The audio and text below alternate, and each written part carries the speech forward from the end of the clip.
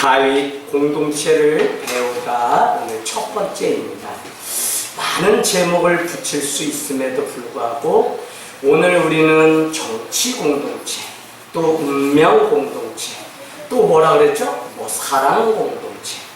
오늘날 우리가 걷는 이 사회에 정말 필요한 것은 어느 조직이나 결사체가 필요한 것이 아니라 함께 한 가족됨을 인정하는 공동체가 필요합니다.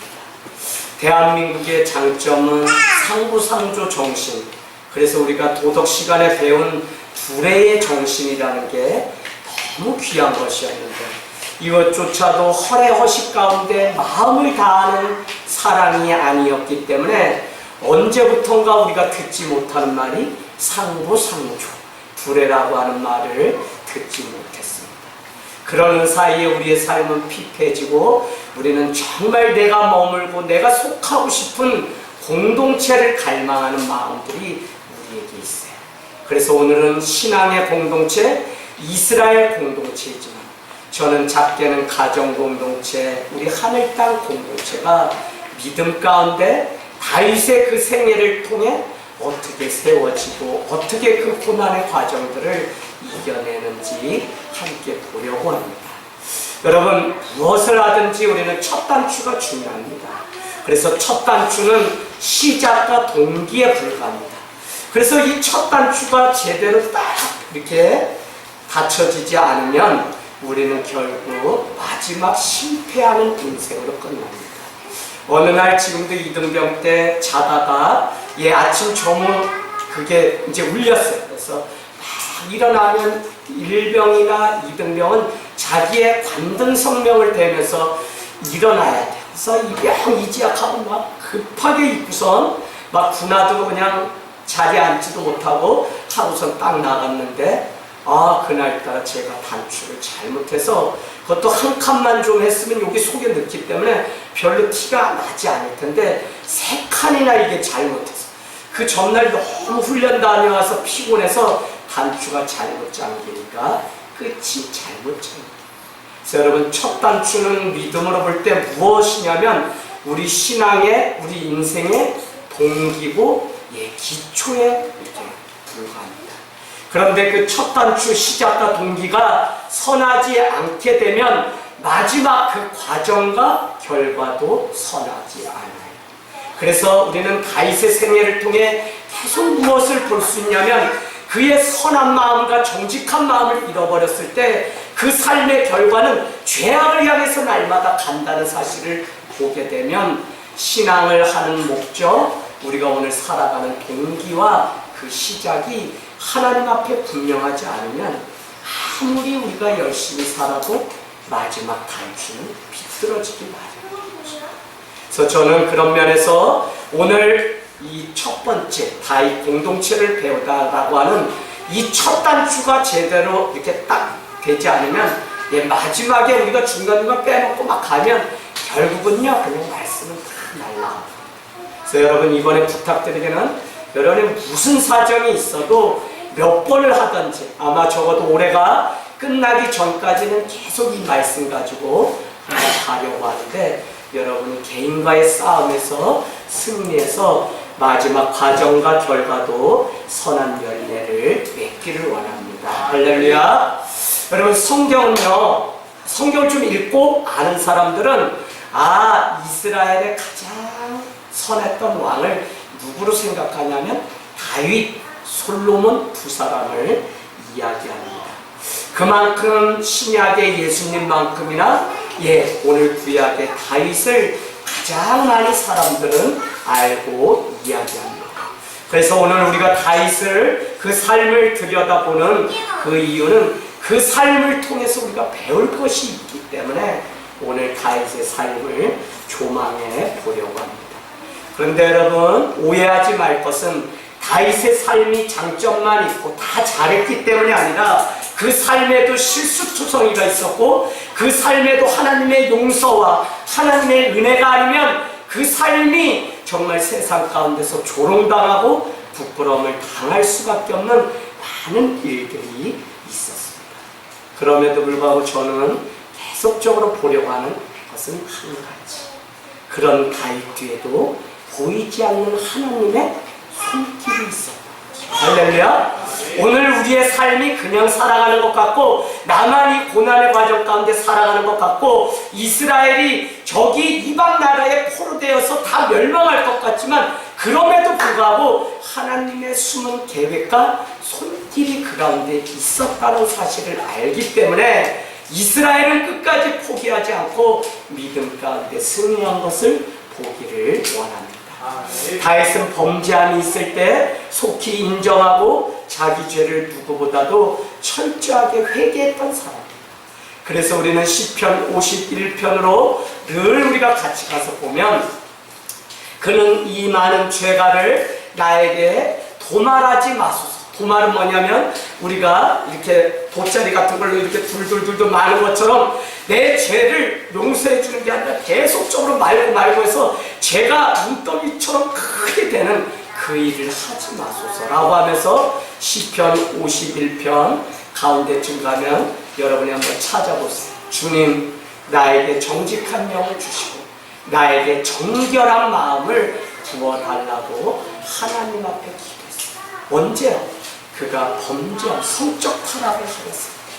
그래서 저는 오늘 우리 사회가 다윗을 선왕이라고 이야기하고 믿음의 조상이라고 말함에도 불구하고 우리의 심령 안에는 무엇을 강구하는 그 이중적인 마음이 있냐면, 그의 적수였던 골리앗이 가진 권력과 힘을 탐욕하고 그것을 가지려고 하는 마음이 우리 안에 늘 있었다는 생각을 여러분이 버리기를 원합니다. 그래서 여러분이 늘 오늘도 여러분께 부탁드리기는, 다윗을 향한 그 마음들이 우리 안에 늘 있어야지 우리가 골리앗을 향한 그 욕심과 탐욕을 바라면서 마치 다윗의 신앙을 부러워하는 오늘날의 이중적인 믿음에 빠지면 우리 교회는, 우리 성도는 타락할 수밖에 없다는 사실을 여러분이 눈여겨보기를 원합니다. 여러분, 우리는 세상의 역사나 성경의 역사나 모두 중요한 때에 쓰임받은 사람이 있다는 사실을 알 수 있습니다. 이스라엘은 아브라함으로부터 시작해서 족장 역사, 그 다음에 모세와 여호수아가 죽게 되면서 왕이 없던 시대이기 때문에 사사시대가 열리게 됩니다. 당시 이방 나라는 북왕에서 이스라엘 백성 하나님의 나라를 침략하고 공격하고 속국으로 삼는 일들이 있었어요. 그럼에도 불구하고 하나님이 세우신 이스라엘이라고 하는 이 나라는 하나님 중심의 신정정치였기 때문에 왕이 없었습니다. 그럼에도 불구하고 이스라엘은 이방 나라의 침략으로 인해서 어려움을 겪었는데, 그 이유는 왕이 없었기 때문이 아니라 100에 100이면 다 그들이 불순종을 하고 우상 앞에 절하는 신앙이었기 때문에 하나님의 진노가 그들을 이방의 막대기에 매를 맞게 해서 포로된 삶을 살게 했다는 것입니다. 당장 먹을 것이 없을 지경에 놓인 것이 사사시대입니다. 그래서 왕을 세워달라고 하나님께 떼를 쓰는 장면이 사무엘상 8장에 등장합니다. 8장으로 가보겠습니다. 사무엘상 8장. 사무엘상 8장. 8장 여러분 오늘부터 좀 형광펜 가지고 받으신 거 가지고 잘 따라오시면 좋은데요. 8장. 8장 1절에 엘리 대제사장이 늙어서 다 죽게 되고, 그 다음에 한나가 실로라고 하는 성소에 가서 이 늙은 몸에도 아들을 달라고 떼를 썼던 것이 사무엘상 1장. 그 결과 태어난 아들이 사무엘 선지자. 그를 낳으면, 그 아들을 주면 내가 삭도를 대지 않고 그에게 포도주를 먹지 않고 하나님의 성전에서 날마다 키우겠다고 선포하여 얻은 아들이 사무엘입니다. 그러나 벌써 8장에 가면 사무엘도 늙음에 그의 아들들 2절, 장자 이름 루엘, 차남은 아비야라고 하는 두 사람을 부엘세바의 사사로 이어서 세웠어요. 그러나 중요한 것은 3절 여러분, 그의 아들들은 어떻게 했대요? 자기 아버지의 행위를 따르지 아니하고 이익을 따라 뇌물을 받고 판결을 굳게 얻게 하니라 라고 나옵니다. 사무엘 선지자가 그렇게 훌륭했음에도 불구하고 그 자녀들은 아버지를 따르지 아니하였다는 거예요. 우리가 역대 상하를 보고 왕들을 계속적으로 보면 다윗을 따르지 않고 그 10조의 악을 따랐다라고 하는 장면이 나오면 그 가문은 금세 망해서 다 무너지게 됩니다. 그래서 이스라엘은 결국 바벨론과 아수르의 포로가 되기까지 그들은 계속 거짓 앞에 우상 앞에 절하면서 살아갔다는 것입니다. 그래서 5절 끝에 보시겠어요? 백성들이 사무엘 선지자에게 와서 이렇게 얘기합니다. 당신은 늙고 당신의 아들들은 당신의 행위를 따르지 아니하니 모든 나라와 같이 우리에게 왕을 세워 우리를 다스리게 하소서. 그 왕이라고 하는 단어 동그라미 치세요. 빨리 치세요. 예. 다윗이가 왕이라고 하는 단어 동그라미 치세요. 왕. 예. 찾으셨어요? 왕. 그래서 하나님이 친히 다스리던 이스라엘은 왕이 드디어 세워지는데 초대왕이 누구죠? 사울이라는 자. 사울의 뜻은 큰 자라는 뜻입니다. 그래서 하나님이 7절에 보니까 6절 끝에 보세요. 사무엘이 그것을 왕을 세우는 것을 기뻐했다고요? 기뻐하지 않았다고요? 기뻐하지 않았어요. 왜? 하나님이 친히 다스리는 나라인데 이제 인간의 왕을 달라고 하니까 사무엘 선지자는 기뻐하지 않습니다. 그럼에도 불구하고 7절에 하나님의 계획은 무엇이었는지 하나님이 그렇게 말씀합니다. 그 백성들의 소원을 다 들어주어라. 그 대신 뭐를 하라고요? 그들은 사무엘 너의 말을 듣지 않은 것이 아니라 어떻게 해요? 그들이 너를 버린 게 아니라 나를 버린 것이다. 그들이 나를 버렸을 뿐만 아니라 자기들 이스라엘의 왕이 되지 않게 하려고 오늘 그들이 믿음을 버리고 인간의 왕을 오늘 세웠다. 이렇게 이야기합니다. 7절에. 여러분 다 표시해 놓으셔야 돼요. 자, 그 다음에 8절, 9절에 가면 9절에 뭐라고 이야기하냐면 이렇게 합니다. 그러므로 그들의 말을 듣되 너는 그들에게 표시해 놓으세요. 엄히 경고하고 그들을 다스릴 뭐요? 왕의 제도를 가르치라. 왕을 세우면 어떻게 해야 되는지 그것을 가르치라고 그렇게 말씀하고 있다는 것입니다. 그래서 여러분 이스라엘이 원래 왕이 있었던 것이 아니라 이방 나라가 왕을 세워서 이렇게 강국이 되니까 이들도 부러워서 근데 그 잘못이 왜 어디에 있었다고요? 하나님을 온전히 믿지 않기 때문에 일어난 일이었다는 것입니다. 그래서 초대 왕으로 세워진 사람이 사울 왕인데 9장으로 우리 건너가 볼까요? 9장 1절 2절 베냐민 지파 중에 기스라고 하는 사람의 아들이 있는데 그의 이름이 뭐라고요? 네? 사울이라고요. 사울. 근데 한번 여러분 상상을 해보세요. 2절 같이 있습니다. 시작. 기스에게 아들이 있으니 그의 이름은 사울이요 준수한 소년이라 이스라엘 자손 중에 그보다 더 준수한 자가 없고 키는 모든 백성보다 어깨 이만큼 더 컸더라. 아멘. 그러니까 여러분 오늘날로 말하면 누구 정도 되는 거예요? 원빈? 여러분 누가 멋있게 생겼어요? 공유? 키도 준수하고 훤칠하고 남들보다 더 크다고 이야기하고 우리 신강태 권찰님? 아니면 여기 키가 크신 우리 김태식 집사님? 오성한 권찰에 학교 나왔습니다. 제가 볼 땐 이재학입니다. 이재학. 여러분 많이 비웃으시네요. 정혜경 집사님? 김용인 집사님. 자, 어쨌거나 그런 사람에게 사무엘 선지자는 자기의 마지막 사역 전에 사울을 찾아가서 기름병을 준비해서 그에게 기름을 부었다는 것입니다. 여러분 기름을 부었다는 그 중요한 의미는 하나님이 친히 세웠다고 하는 의미이기 때문에 다윗은 전쟁 가운데 자기의 장인이었던 사울이 자기를 죽이려고 해도 하나님이 세우신 왕이기 때문에 한 번도 그의 목에 칼이나 화살을 단역을 삼은 적이 없었다는 것입니다. 여러분, 이스라엘 역사의 예언자나 오늘 왕과 같은 자에게는 하나님이 친히 기름을 부어서 세웠습니다. 오늘날 같이 누가 잘못하고 목회자가 잘못하면 그냥 이렇게 저렇게 하는 그런 시대가 아니에요. 왜? 저가 잘했든지 못했든지 하나님이 세우신, 기름 부어 세우신 종이기 때문에 이스라엘 백성들은 늘 그를 위해서 기도하며 매달렸다는 겁니다. 그럼 오늘날은 목회자를 위해 기도도 안 하고 또 잘못하면 잘못했다고 뭐라고 해요. 그래서 여러분이 이 이스라엘 역사를 통해서 배울 게 많이 있어요. 그래서 우리 신앙이 어디서부터 어떻게 돌아가야 되는지를 다시 한번 보기로 하는데 10장 6절로 가세요. 10장 6절. 10장 6절에 우리 같이 읽습니다. 시작.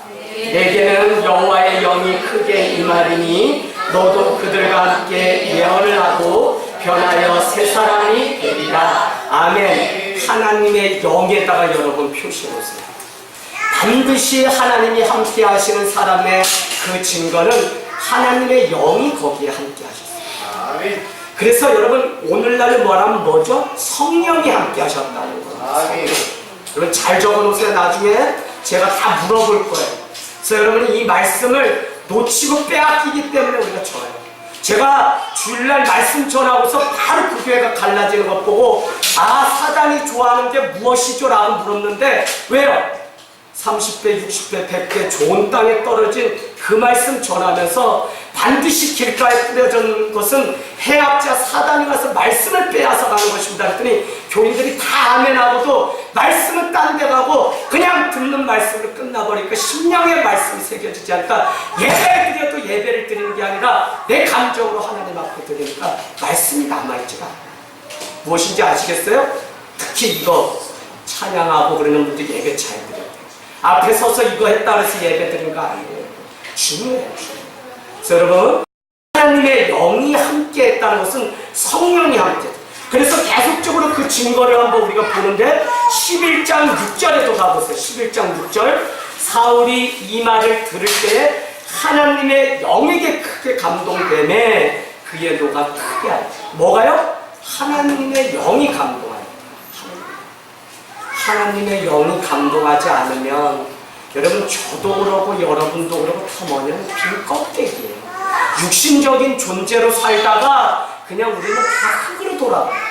그러면 영적으로 살아있는 존재가 돼야 우리가 영이신 하나님을 만나고 구원을 얻을 수 있는데 우리가 그냥 육신으로만 와서 있다가 가는 사람이 얼마나. 제가 오늘 권찰린 가정에 신방을 갔어요.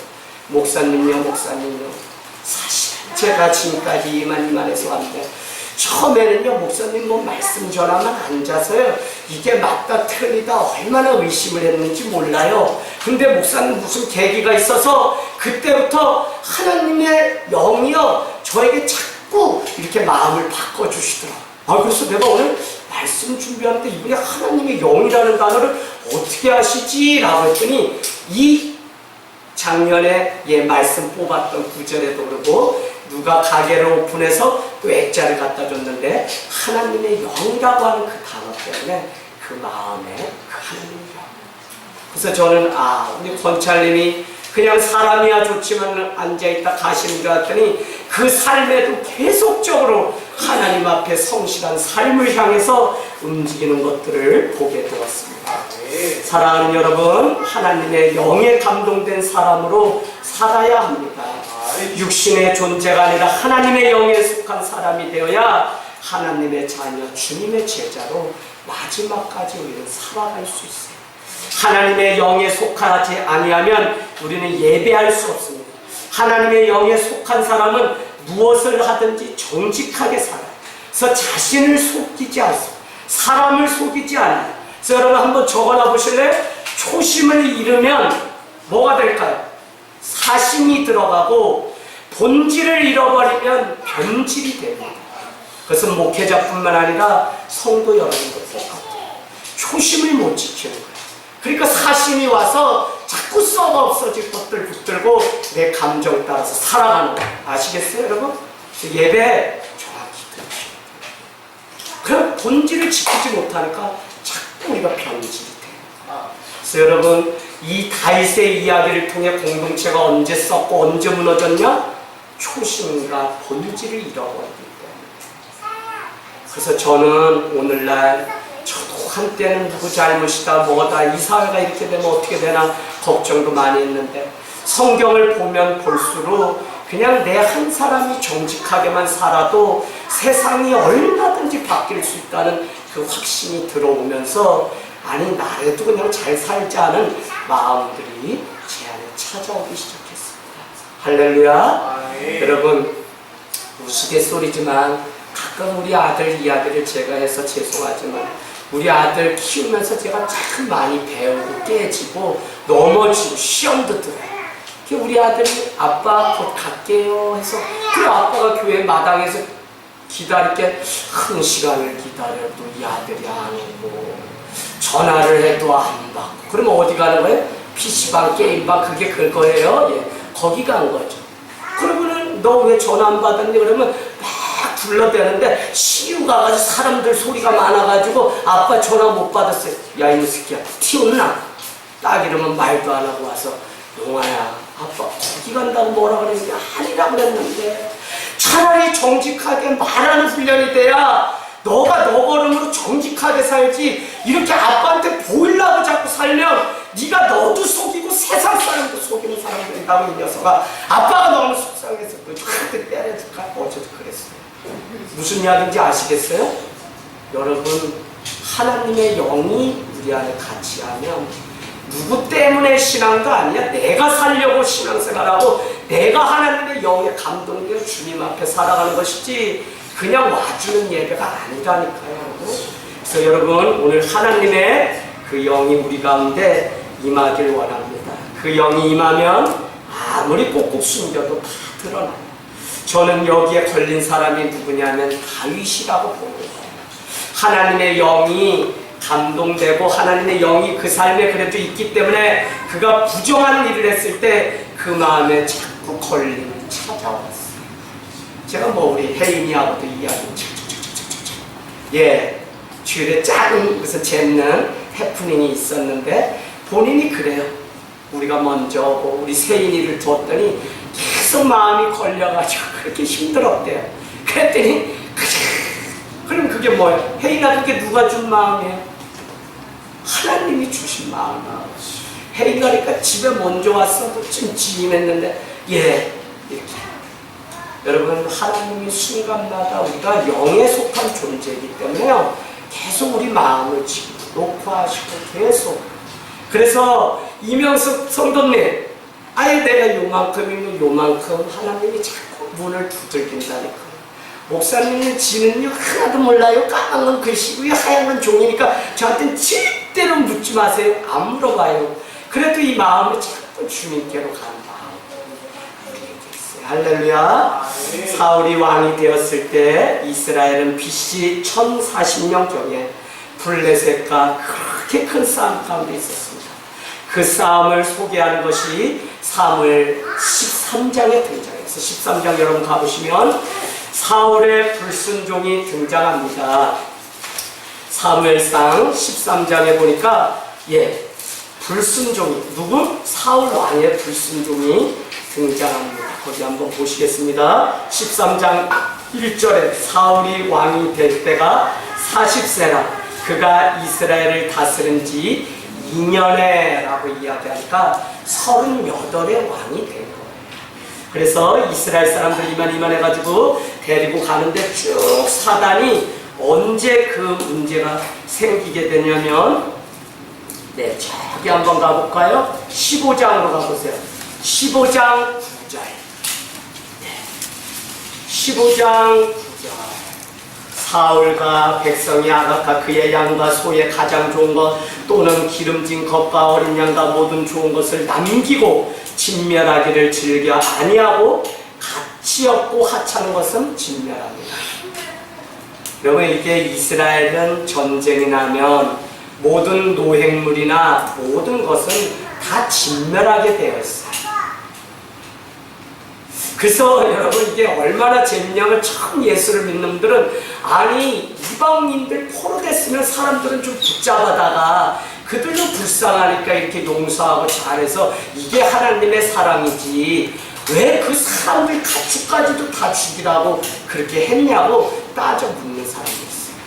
그만큼 사람의 죄성은 그 이방 것들을 용서하려고 했던 그것이 탐심으로 변하여 그 노획물을 인마이 포켓 자기 주머니로 다 넣어서 죄를 지을까봐 하나님은 전쟁 가운데 이기면 짐승이든 사람이든 노획물을 하나도 가지지 말고 다 하나님 앞에 드리든지 다 진멸하라. 근데 사울은 오늘 보니까 좋은 거 기울이고 송아지는 다 어떻게 했다고요? 진멸하지 않고 또 뭐라 그래? 하찮고 가치 없는 것은 맨 끝에 보니까 진멸했다. 이게 얼마나 거짓된 삶이에요. 정말 내가 하나님 앞에 죽어야 될 것은 자존심이라고 죽이지 않고 정말 주변의 것들 이렇게 해가지고 이렇게 하니까 이게 하나님을 기만하고 속이는 것입니다. 성도는 세상에 가서도 돈을 벌고 무엇인가 하고 하나님 앞에 은혜에 따라서 무엇인가를 드립니다. 이것은 성경에 나와 있는 원리예요. 근데 우리는 우리 주머니로 다 집어넣고 주님께 드리지 않기 때문에 하나님을 우리는 무시해요. 그래서 신앙은 절대적으로 물질과 시간의 개념이 정확지 않으면 믿음이 들어갈 수가 없어요. 죄송합니다. 그래서 이 구약의 이 사건들을 우리는 쭉 보면서 여러분이 정말 물질을 많이 드리면 하나님께 축복받는다 이게 아니라 큰 틀에서는 순종해야만 하나님께 축복을 받는다는 놀라운 진리를 발견하셔야 돼요. 그래서 도리어 왕을 세운 것을 후회하게 돼요. 15장 어디에요? 35절로 가보실래요? 35절 사무엘이 죽는 날까지 사울을 다시 가서 보지 아니하였으니 이는 그가 사울을 위하여 슬퍼함이었고 여호와께서는 사울을 이스라엘 왕으로 삼으신 것을 후회하셨더라 라고 말합니다. 35절 여러분 표시입니다. 사무엘이 자기가 초대 왕으로 기름을 부어서 하나님이 세우라 그래서 세웠거든요. 그런데 그가 하나님 앞에 믿음이 변질되니까 왕으로 세운 것을 후회하게 됩니다. 그러면서 뭐냐면 그를 가서 다시는 보지 않았다. 그 얘기는 뭐예요? 다음에 세워질 왕 다윗이 드디어 등장한다는 것입니다. 그래서 여러분은 그때 사울은 지는 해가 되고 하나님은 다시 다윗을 준비시켰다는 것입니다. 그것도 블레셋에 골리앗이 쳐들어왔을 때 아무도 전쟁터에 나가 싸울 사람이 없던 그때에 양떼를 돌보던 이새의 막내 아들 저 변방 광야에서 양치기를 하던 다윗을 준비시키시는 하나님의 계획을 우리는 봅니다. 오늘 우리가 읽은 이제 루키로 돌아가려고 합니다. 여러분, 우리는 누구를 믿는 것이죠?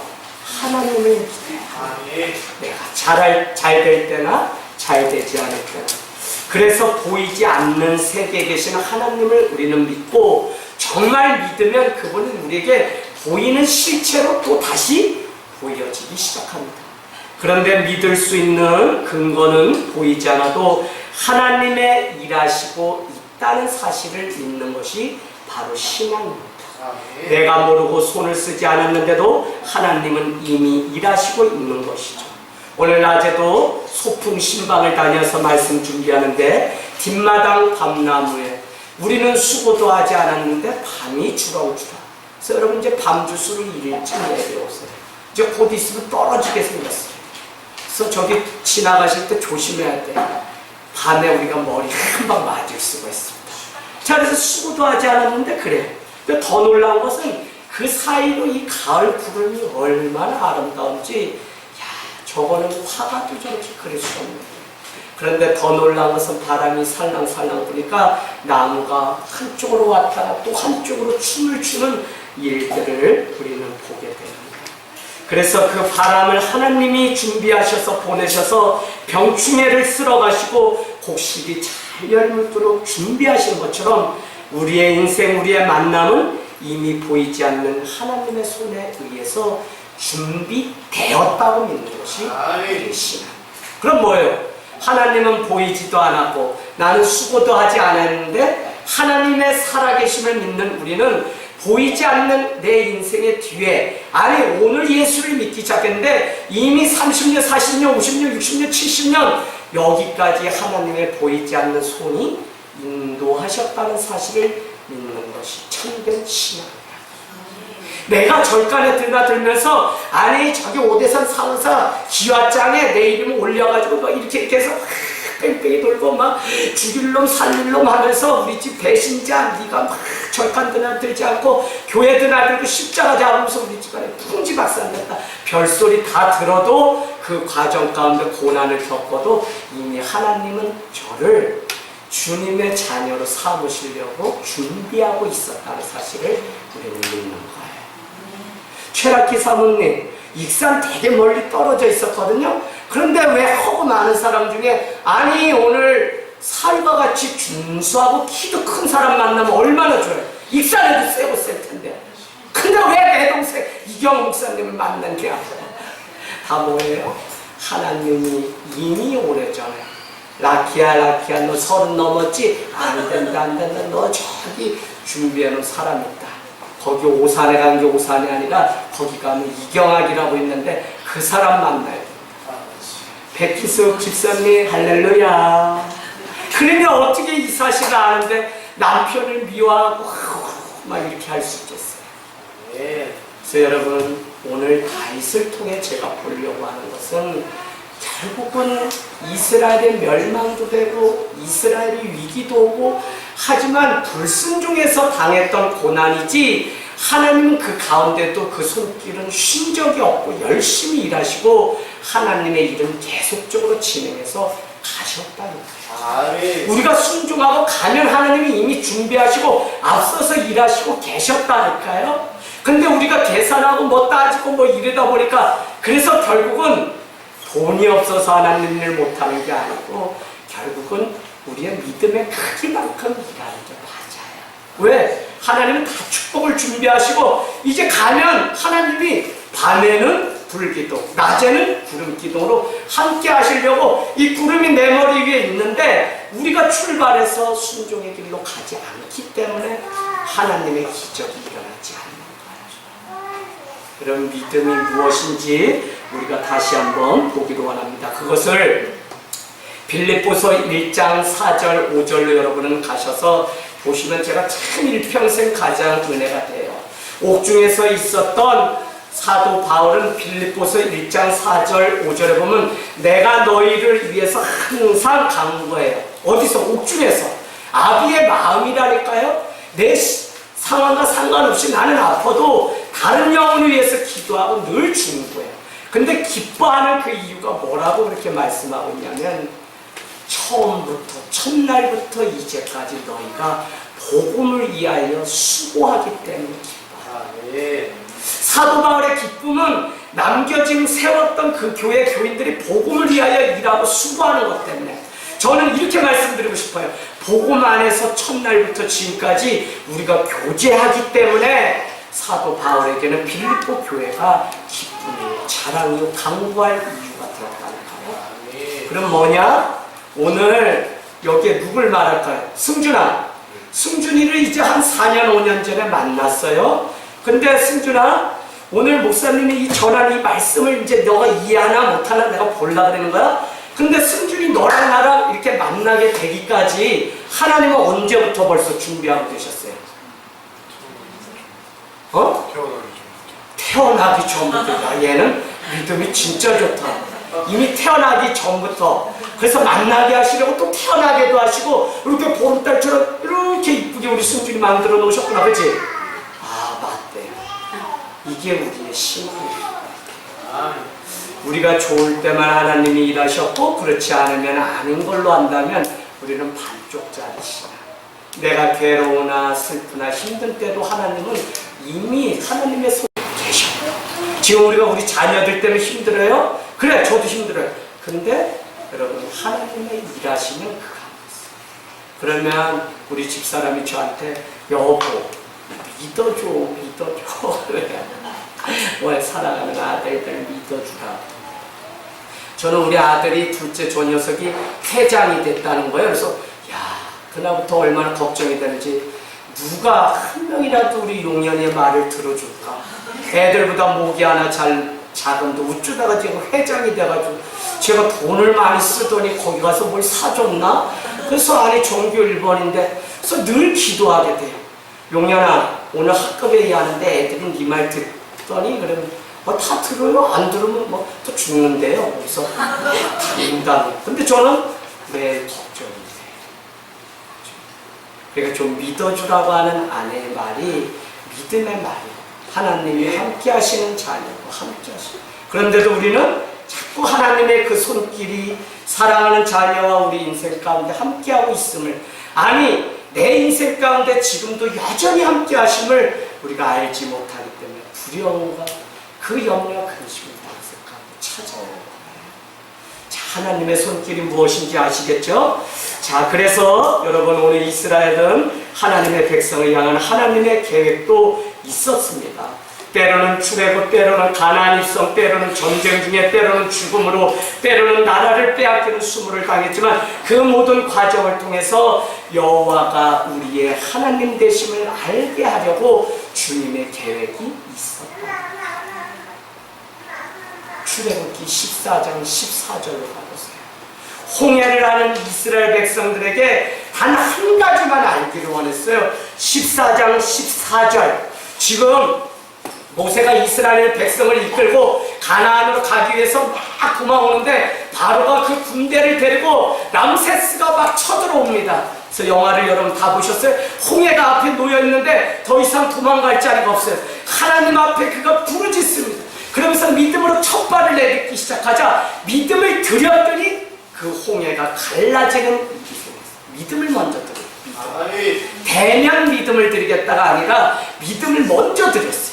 그랬더니 홍해가 갈라지고 애국 군사도 막 또 죽이려고 쫓아옵니다. 그때 하나님은 홍해를 어떻게 다시 팍 쳐가지고 물이 불어나서 애국의 군사들이 그 물에 다 휩쓸려 죽게 만들어요. 그러면서 14장 14절 주님이 약속합니다. 너는 뭐라고요? 가만히 있어. 여호와께서 오늘 너희를 위하여 행하시는 구원을 보라 라는 것입니다. 주님이 우리에게 많은 사건들을 일으키는 목적은 다른 게 아니라 오늘 다윗을 통해 이스라엘, 아니 우리의 인생 가운데 뭐를 보기를 원하냐면 하나님만이 진짜 우리를 구원해 주시는 구원자라고 하는 사실을 보라. 그러니까 우리가 위기가 오고 어려움이 있고 힘들고 아프고 하면 우리가 어디로 가야 돼요?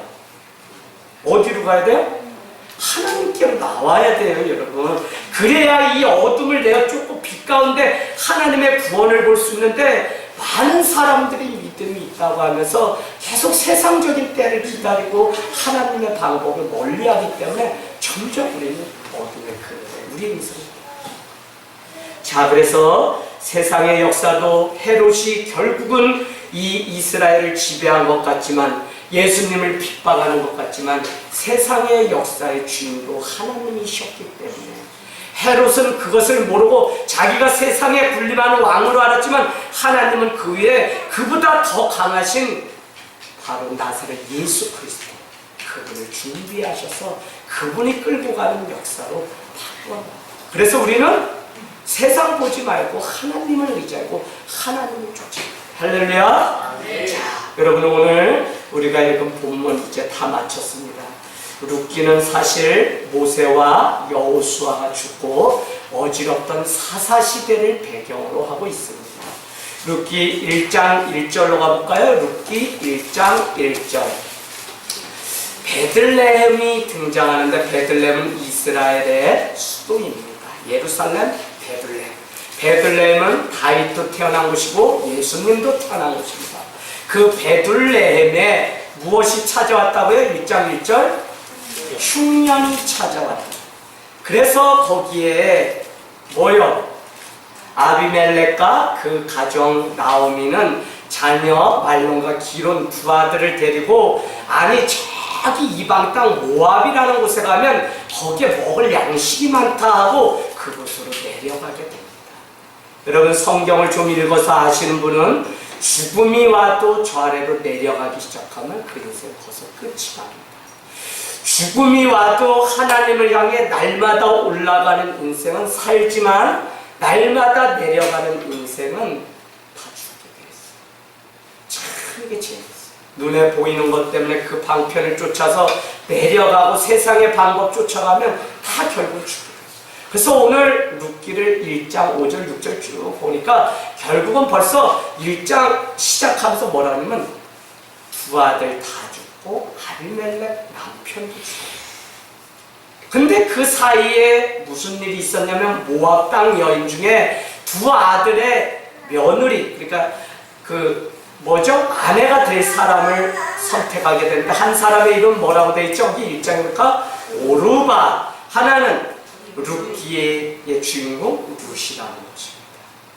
그래서 여러분 그 모압 땅에서 과부 셋 만났고 남편 아비멜렉과 말론과 기론 두 아들 다 잃고 이제는 더 살 방법이 없어서 어머니 나오미가 며느리 둘을 데리고 이렇게 이야기합니다. 우리가 내 고향 저 베들레헴으로 다시 올라가면 어떻게 한다고요? 산다니까요.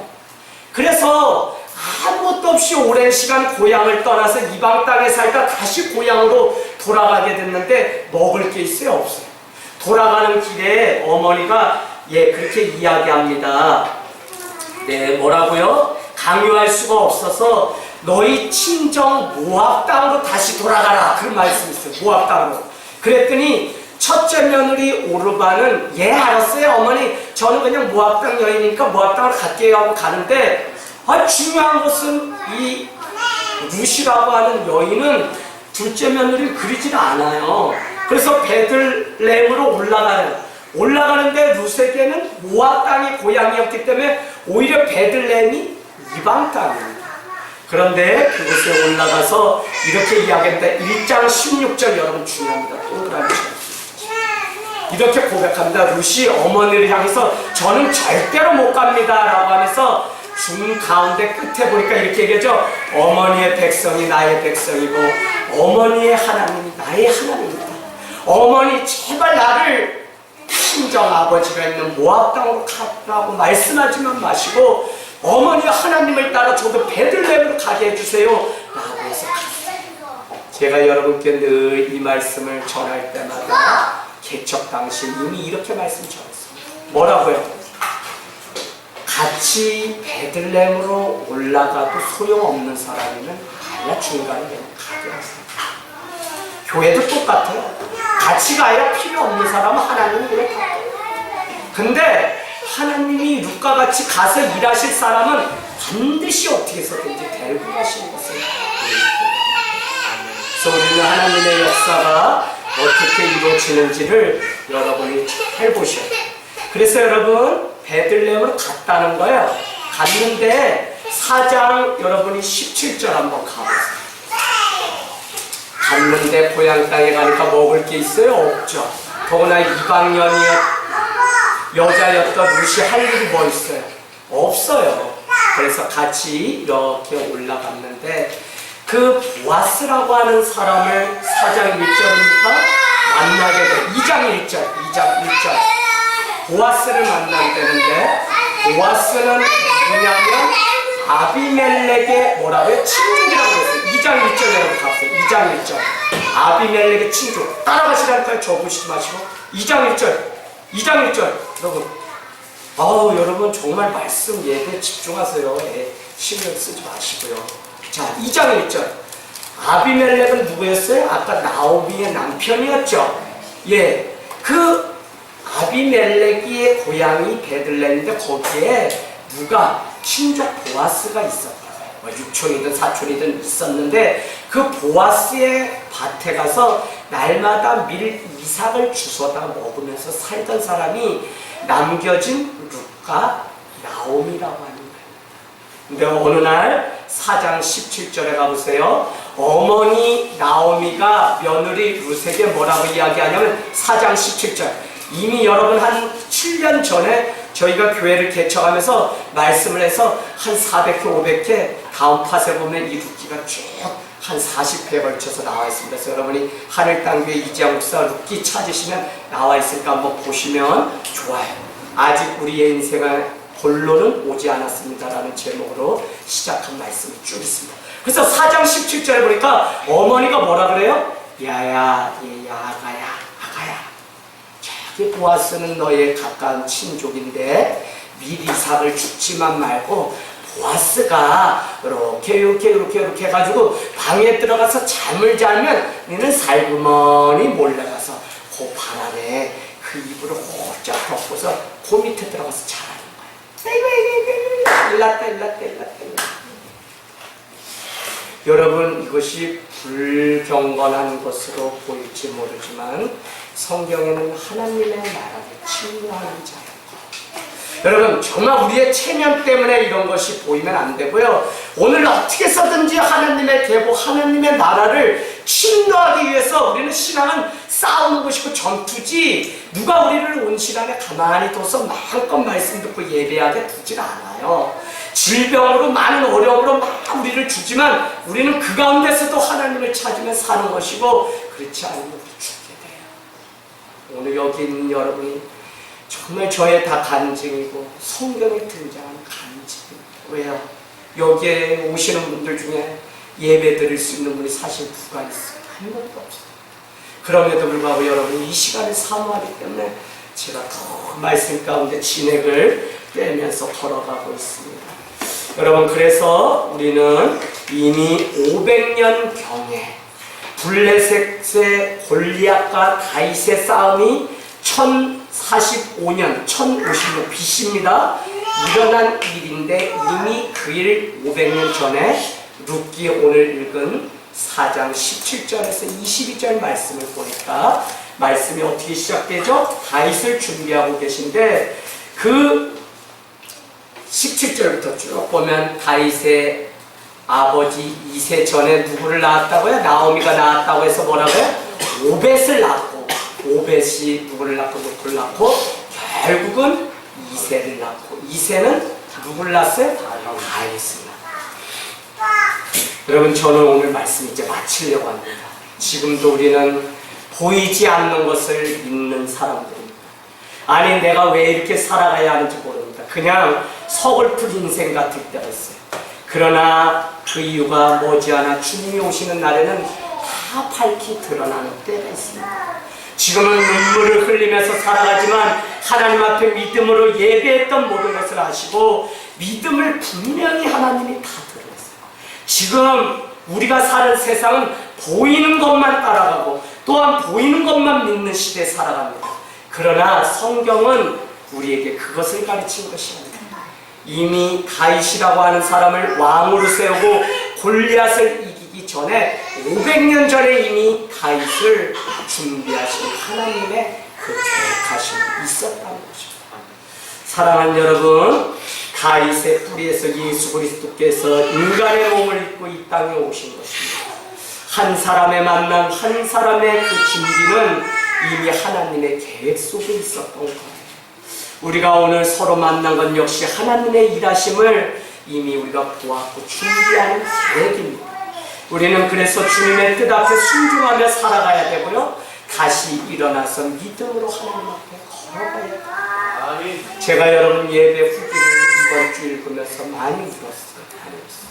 여기 계셔서 제가 또 말씀드리는 게 아니에요. 김현미 검찰님이 3개월 전에 이제 오셔서 이제 예수 믿고 눈 뜨시고 이제 살아가시는데 뭐라는 대목에 내가 탁, 주님이 우리 교회 함께 계십니다.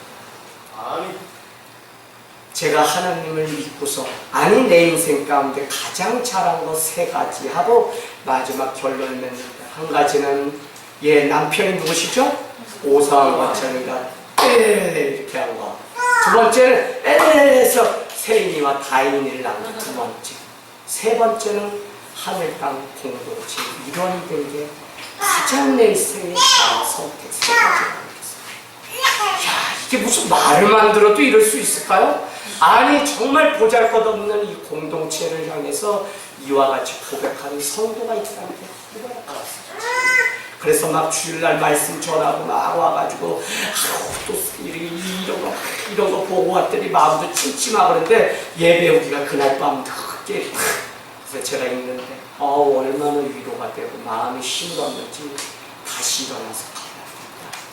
근데 그 글을 읽으면서 제가 느꼈던 건 뭐냐, 이 권찰님 가정을 여기까지 부르시려고 주님은 이미 광야 가운데 오래전부터 준비하시고 이렇게 해서 오산에 이사 오시게 하시고 이제서야 이렇게 만나게 하셨는데 이 시간이 가장 빨리 만나게 한 시간이구나. 할렐루야.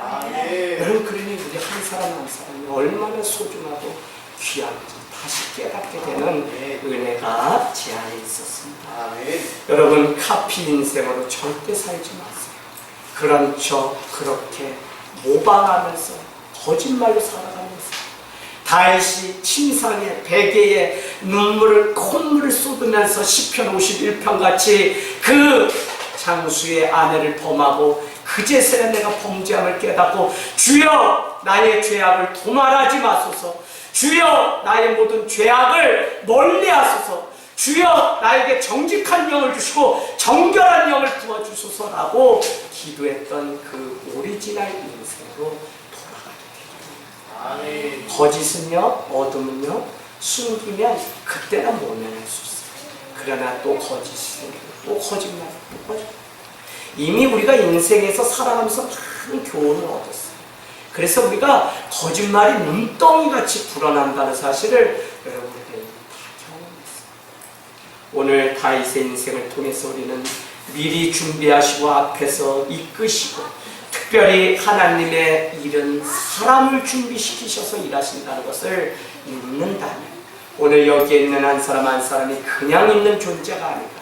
아니, 내 인생이 그냥 여기 왔다 가는 인생이 아니라 하나님이 준비하셨고 하나님의 일들, 나라를 위해서 오늘도 우리의 자녀를, 우리 남편, 아내를, 우리 할머니, 할아버지를 준비하는 사실을 깨닫게 됩니다. 여러분, 현재라고 하는 단어 한번 여러분 영어 검색해보세요. 프리젠트, 이렇게 됐어요. 프리젠트. 현재라고 하는 시간은 프리젠트인데, 프리젠트는 현재라는 시간 뜻 외에 무슨 뜻이 또 있을까요? 선물이라는 뜻이에요. 여러분, 오늘 현재 하나님을 믿고 현재 우리가 충실하게 작은 일에 걸어갈 때 하나님은 이 현재를 우리에게 세상이 줄 수 없는 선물이라는 시간으로 우리에게 허락하세요. 그래서 오늘 우리가 살아가는 시간, 우리가 살아가는 건강, 우리가 살아가는 모든 누리는 것들이 하나님의 선물입니다. 여러분, 이제 아시겠죠? 여러분, 이 건물의 주인이 누구예요? 하나님? 예, 하나님이야. 이 땅에서는 누구예요? 이 건물, 4층 건물의 주인. 주인 아저씨? 아우, 아직 멀었다. 말씀 처음부터 다시 전하겠습니다. 뭐냐면 우리예요. 새 들어 살 때도 쓸고 닦고 열심히. 왜요? 현재 내게 주어진 일 열심히 하는, 하나님이 더 큰 길로 이전도 하게 하시고 선물을 주신다. 그레이스 은혜씨 왜 걔 보내고서 우리가 울었다 그랬어요? 그레이스가 다 고장나서 70밖에 안 나가고 140 달릴 때까지 거품물 들고 제가 가운데 끌고 다니다가 걔가 끝내는 순교했는데, 예, 그 그레이스도 얼마나 닦고 쓸고 맨날 이경환 목사님, 전도사님 때 처음 교회 오면 매일 뭐 시켰냐? 쓸고 닦고. 제가 그렇게 배웠어요. 목사님이 늘 뭐라 그러냐면 이 하찮은 거를 귀하게 여겨야만 너는 스타를 만날 것이다, 그렇게 말씀하셔서 스타렉스 살 수 있진 않았어요. 그런데 그냥 사기 전에도 그레이스를 얼마나 그냥 닦고 어디 가면 이게 교회 얼굴이라고 우리가 했는지 몰라요. 여러분, 우리 인생 가운데 오늘 본문은 현재가 중요해요. 이 현재는 눈물 흘리는 시간, 현재는 가슴 아프고 현재는 힘들지만 이 시간을 충실하게 살아낼 때 선물로 우리는 누리고 선물로 살아가는 은혜가 있는 줄로 믿습니다. 아멘.